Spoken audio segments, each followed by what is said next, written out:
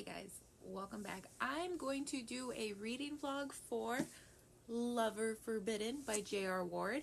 I have been waiting for this book to come out. It was supposed to come out back in April. Her books usually come out in April, but because the publisher wanted to make the book pretty, which pretty much succeeded, very pretty, it got pushed back till this month. It came out on the 9th, I believe, this past Tuesday, and I got it in, and I had to finish Immortal Dark, which I did, which was amazing. I have a whole video of it up on my TikTok if you want to go look at it. But I'm going to do a reading vlog of this, and I'm going to give you my thoughts as I go, because this is my favorite series of all time, and I want to share it with you guys and share my thoughts on it as I read, because for me it'd probably just be easier that way. So yeah, so next time I talk to you, I'm going to give you an update about how far I've gotten this book and what has happened. So see you then. Just a little update. I've been putting this off for like a couple days now because I'm just like, I've been waiting so long to read it, because it was originally supposed to come out in like April, but they pushed it back, like I said, because they wanted to make it look pretty and stuff. And I've been anticipating this book for so fucking long, and then now that it's here, I'm like, what if it's not good? What if it's wonderful? Like, I'm getting in my head about it, but I did start it. I only got onto page 2, and it is the cutest thing in the world, the way Quinn is talking about his interaction with his in-laws and, you know, Blaze parents, and then, you know, how he can tell the difference between his son and his daughter by, and not even have to look at them, and they're twins and stuff. And then just the way he describes Blay, and how like that's still his world, and like just how Blaze still makes him feel and stuff. It's just like, oh, it was so cute. And this book is going to be so good. I can tell already. Oh my god, if it's not, I'm gonna cry. But that's all I have right now. I'll come back when I get a little further and I have a few more thoughts on it. But yeah, I'm only on page 2, so I'll come back a little later. Bye. Welcome back. I did not get as far as I wanted to, because I had to go eat something, and I had to do some chores and stuff, but I got to page 52, and I have to say that, first of all, the parallels between all the kids and like the friends of the kids and stuff, the parallels between them and their parents is like so abundantly clear. Like, first off, Nala, who is the main character for The Beloved, which was the book before this one, she, to me, is a very good balance of Beth, who is married to Wrath, and her mom, Bella. Whereas Beth is she's a very compassionate person, but she's a very take no shit kind of person. And I think that's why Wrath was so like attracted to her, is because she talked to him in ways that nobody else would talk to him. She was very blunt. She was very like, set her boundaries, and that's what it was. Bella is also very strong-willed and very compassionate in her own way. She's very understanding. She's very patient, and she had to be that way.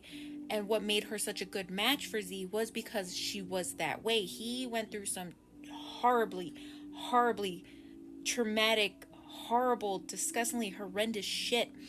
And he needed somebody that was patient with him like that, because he had a lot of shit to work through. And even in these books, like, he's still working through his stuff. And Nala is like a good combination of those two, like very good combination. She sets her boundaries, but she's very patient and she's very understanding.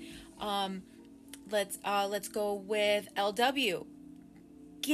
A fucking given that he is just like his dad. He is just like his dad, hard-headed, stubborn, thinks of only what he wants to do. And it's just Wrath. Like, they named little Wrath LW, fucking fitting, because he's just like his dad. And that's going to be, for in my brain right now, that's going to be one of the biggest things when we get to his book, him and Biddy's book.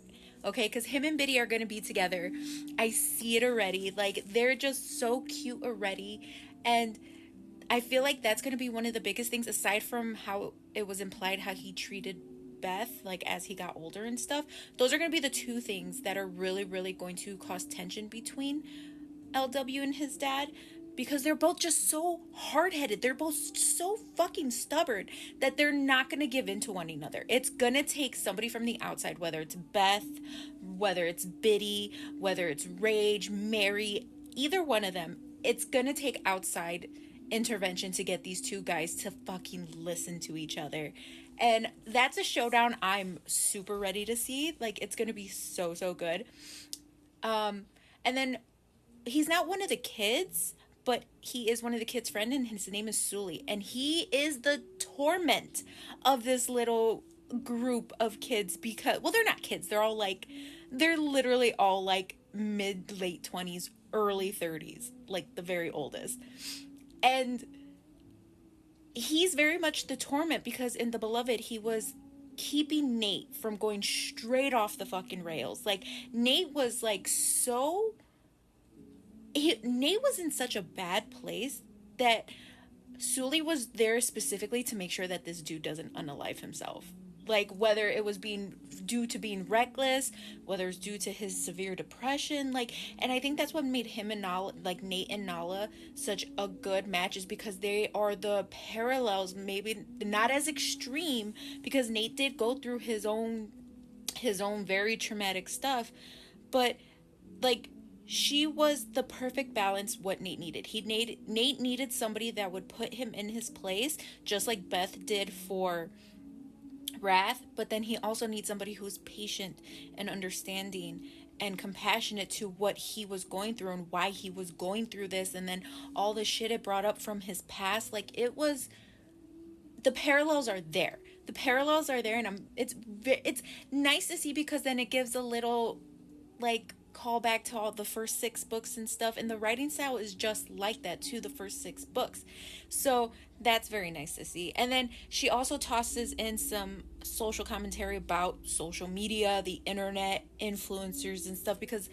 the book is about Lyric, which is Quinn and Layla's biological daughter, but they co-parent with Quinn and Blay. They're a couple. And then Layla and Core, and they're a couple. So it's like a co-parenting situation, which is fine. It works. She is an influencer. She's like a very popular influencer. And it's like the social commentary of like something very, very traumatic just happened to her. And they're pushing her to still do this like meet and greet. And like, she literally almost died. And it's like, oh, social media machine needs its content. She could have easily canceled that meet and greet because she almost got spoiler. Well, this whole thing's gonna have spoilers. She literally could have gotten crushed in front of all her fans, and nobody, not even her manager, thought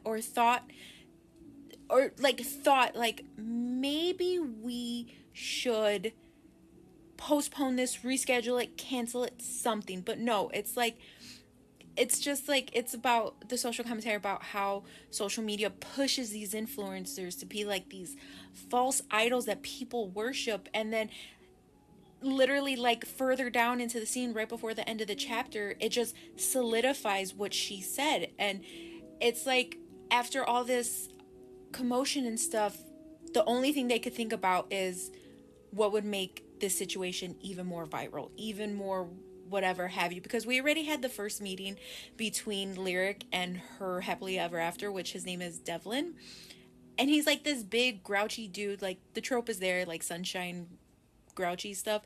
It's, like I said, 52 pages in, super, super good already. I'm really loving it, so I'm going to continue reading it, and I'll come back when I have something else to say, or I'll check in right before bed. But yeah, that's all I got for you guys right now. Good morning. So I read a little further last night. I got to just about 100 pages, but I had to stop because chapter 12 broke my heart. The scene between Lyric and her grandma, Blay's mom, was just so fucking sad. It was so sad. I literally stopped mid-chapter because I was crying so hard. I had to take a break. It was such a beautiful scene between elder Lyric and younger Lyric, and about how Lyric needs to make sure that she's living her life to the fullest, because even though they're vampires and they do have the luxury of more time, they are also not immortal. They are also mortals. They just die further down the line. And J.R. Ward literally is like not only dropping wisdom, but she's dropping life lessons that a lot of people nowadays need to really learn. And it's like, you don't time isn't infinite. Like, you have a certain amount of time, others may have more time than you, but like, don't squander your life. Like, if you see something, go for something. If you like somebody, go and tell them, or like interact with them, see what's going on. Like, live your life, because life is short. But for like, vampires have obviously a longer life, but even for them, like, they have this luxury of life, and sometimes they do nothing with it. And elder Lyric doesn't want younger Lyric to squander her life. She wants her to live happily, find somebody who she can live happily with and live life with. And it was just such a beautifully written scene. And after that chapter, I tried to continue on, but I just couldn't. I had to stop, because that scene really touched my heart. It was just so good. But I have work today, so I'm gonna do that. I have to get up and get ready in a little bit. I'm gonna do that. And then when I get home, I'm gonna do what I gotta do, do my chore, like get my chores done for the day, see what I can cook for dinner. And then I'm going to start reading again. This book is just over 400 pages, and it's I don't want it to end. I don't want it to end, and I'm gonna take my time with it, but I know for a fact when I sit down and actually get into it, I'm going to read another 100 pages. And it's just going to keep going like that until it's done. And then I'm going to cry, because I posted a TikTok asking like, hey, I haven't seen any announcement for the new book she usually announces in her Cincinnati event. And one of the other readers tagged her in that video, and she answered, and I love her. She's so sweet. But she said that she's announcing the book later this week. It's I.M's daughter, which I don't know if we met her yet. It's I.M's daughter, and they haven't announced her happily ever after yet. So, and it seems like they pushed the Brotherhood books, who are usually spring releases, to fall releases, which is fine. I'm just used to spring releases, but as long as we get a book, I don't give a shit when it comes out. I just want it to come out. So yeah, that's all the update I got for you guys right now. I will come back when I read a little further, or there's something else I need to talk about. But yeah, I'll see you guys. Really planned to read, then I got distracted with an anime, so it didn't happen. But I'm reading right now, and I just have to say, like, the main theme of this book is just like unresolved grief. They are all dealing with the after effects of Wrath dying and then coming back, and like everything that happened between those 30 years that he was gone. They're all still fucking dealing with, like, obviously they're all happy Wrath is back and everything, but the fact of the matter is that half of them, well, not even half, some of them, majority of them really thought Wrath was gone, and they didn't know how to function. They didn't know what to do. They were hanging on this hope that if Raven kept the throne going until LW, Little Wrath, was mature enough or old enough to take on that responsibility. But that whole thing, that whole thing really fucked him up, because he literally could not grieve his father. He had to sit there and pretend that everything was fine, while he even said it, while his friends and family or whatever were like interacting with their dads and like making these memories and spending time with them. And it's like, can you imagine sitting there just being torn up by grief because your dad's not here anymore, but you have to pretend that he still is?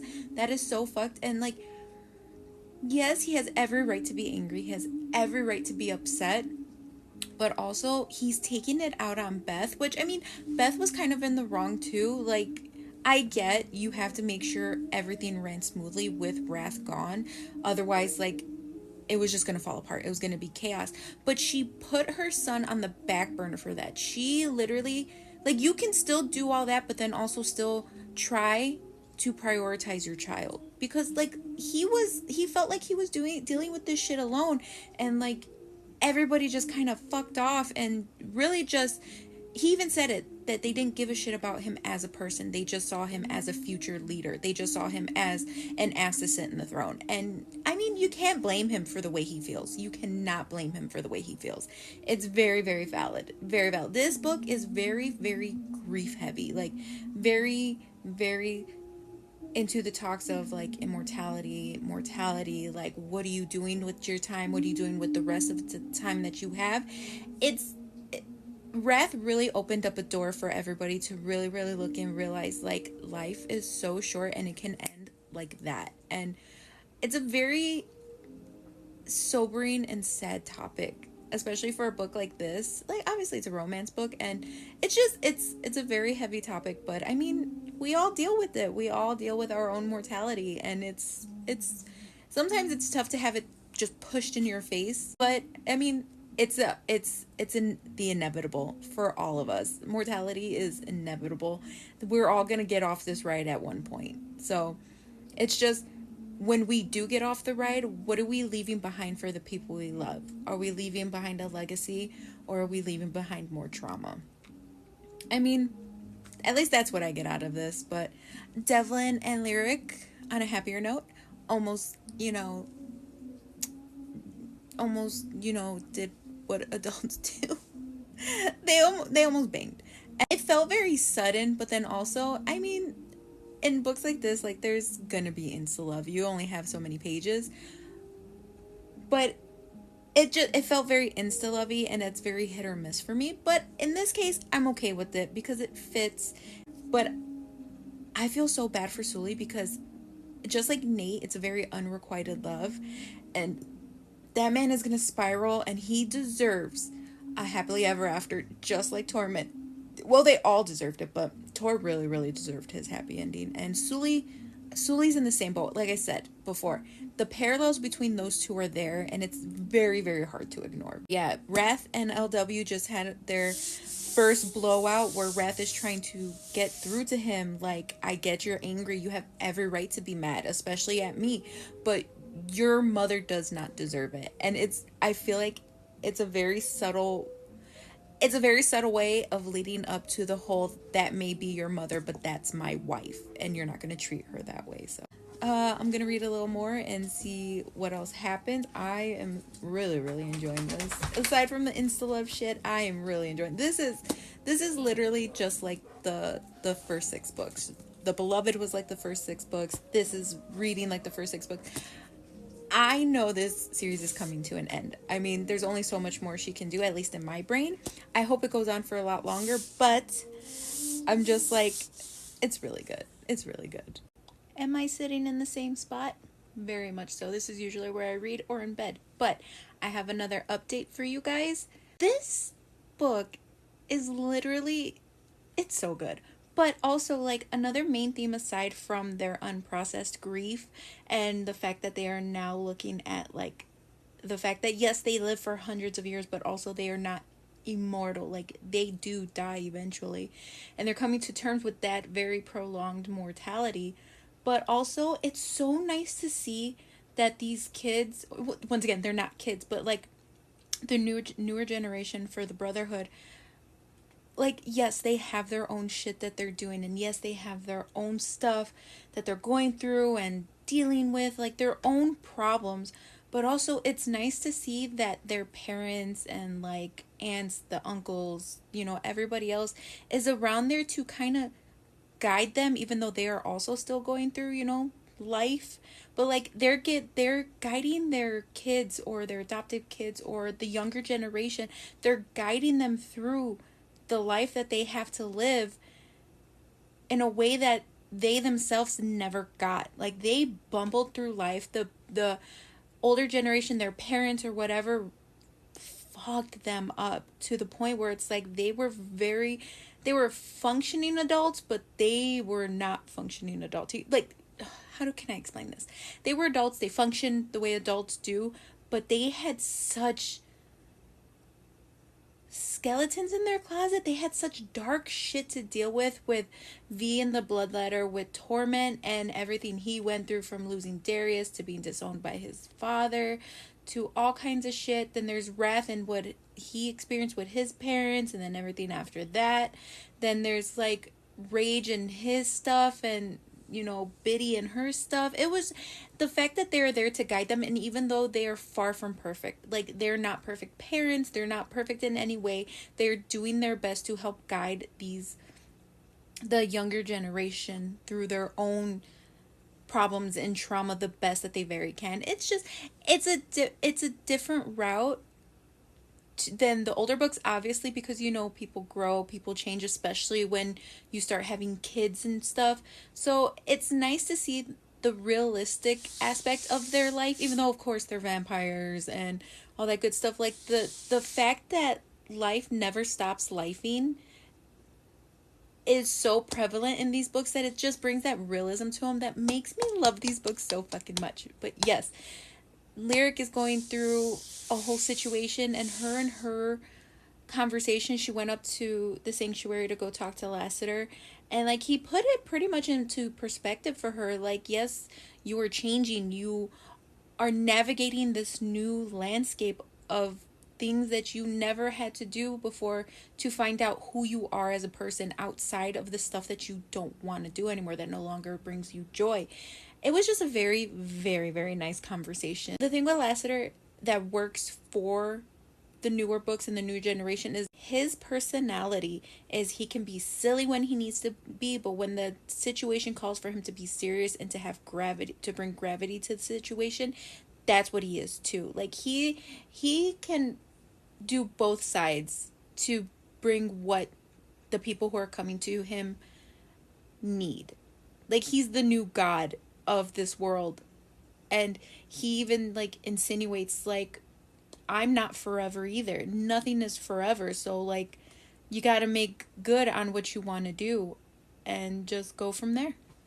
It's the themes in this book are a lot deeper than I would give, than not me, but like than anybody would give credit for a romance book. But that's why I love these books. Like, they have, yes, is a romance there, is the sex there, yes, 100%, but she also talks about deeper topics like anxiety, PTSD, more like people's morals, people's values. Like, it's just, there's a lot of deeper themes in these books, and I just love them. But I'm almost finished with it. I am on page 277 out of, I believe, 214, so I'm almost done. I'm gonna try and finish this today. If not, it will definitely be done tomorrow or Sunday. But yeah, super good. I'm gonna keep going.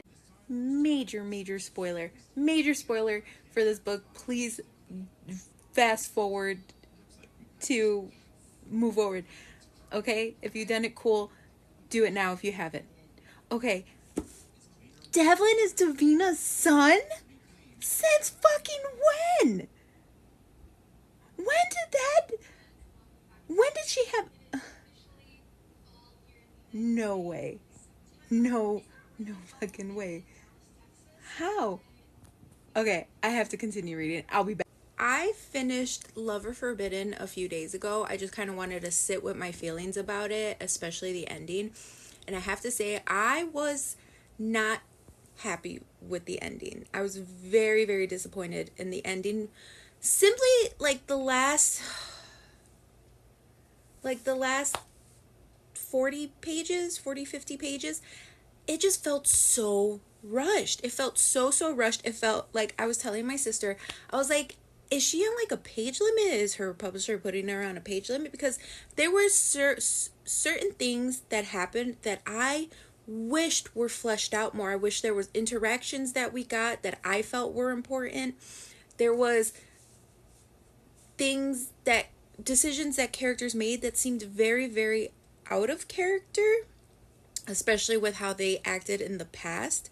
And I just wish it was more fleshed out. I wish it was more fleshed out. I wish it was just, there, more could have been done. More could have been shown. More, like, I feel like that book could have been longer and it still would have been fine because we would have got more information. Like, my biggest thing so far right now, like, okay, kind of insta-lovey. 1 minute she's like telling him she never wants to see him again. and the next minute they're moving in together. And everything in between that happens makes sense, but then also like how you like I wish that whole part of their relationship when she finds out who he is and her freaking out about it, obviously very valid, very very valid, and why she freaked out. I wish we could have got that little bit of separation between them again to where she can come to terms with her feelings about him. And he ended up saving her life during like between all that stuff, and I understand like that softened her towards him, but then also it's like I felt like he kind of should have worked for it a little harder. And I know he can't help who his parents are, and like he's trying to be a better person and move himself away from what his parents are doing or has done. And it's just, well, I mean, his one's a demon and one's like a god or a demigod or whatever. His parents are evil and he's trying to move away from that. He doesn't want anything to do with them. Valid, right? But I wish he had to work for Lyric a little harder, especially during that whole situation, because it's like, I don't know, I just wish we got more. But aside from the ending, overall I gave it a 4.5. I was going to bump it down to 4 because I was just very unsatisfied with the ending, but I'm not going to bump down a whole star for just the ending when I enjoyed the whole like 95% rest of the book. So I'm not going to do that. It's a 4.5. I'm going to do a review on it because I want to dive a little deeper into my feelings about it. There's certain passages I want to talk about and stuff. So, but overall, enjoyed it. I enjoyed it. I love that series. It's just like the further we get into the series, it's like the more dissatisfied I am with the endings. And it sucks. I'm still going to continue reading the series. I love these characters. I've been reading it since I was like 19. I'm going to keep reading. I still thoroughly enjoy the books. I just wish the endings would have got better. I just wish, because like in the first bit of the series, she wrote like some of the, like in the middle of the series, they were some of the longest books in the series, and they were some of the best books in the series. I feel like she's rushing through these things, which sucks, but I mean, she's the author, it's her prerogative, it's her story. I just wish we got it fleshed out more. But yeah, that's just my thoughts. But I'm gonna end the video here. I hope you guys enjoyed it. It's basically just my a rambling stream of consciousness. And I'm going to do the review, which will be a little more structured. But I hope you enjoyed it. Let me know what you're reading in the comments. Are you enjoying it? Are you not enjoying it? Let me know. And as always, stay awesome and stay safe, besties.